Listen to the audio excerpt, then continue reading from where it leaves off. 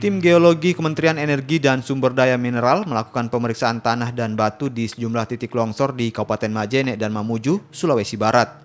Dalam pemeriksaannya, geologi memprediksi potensi longsor akan terus terjadi di Mamuju dan Majene, Sulawesi Barat. Selain itu, pasca gempa, struktur tanah di Majene dan Mamuju bergerak dan intensitas gempa yang cukup tinggi bisa membuat potensi longsor terjadi.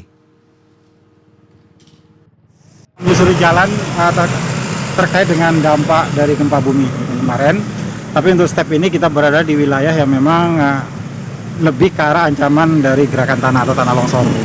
Jalan ini kita lihat banyak mengalami rekahan dan bergelombang, pecah-pecah. Ini yang pertama informasi yang kita peroleh adalah bahwa kondisi batuan tanahnya di sini merupakan batuan lempung, sisipan lanau, dan di atasnya ada batu gamping klastik. Maknanya apa? Kalau lempung itu berarti dia lebih kedap air.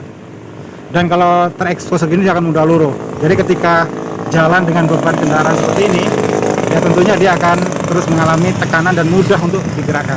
Karena ada pelapisan lempungnya di sini.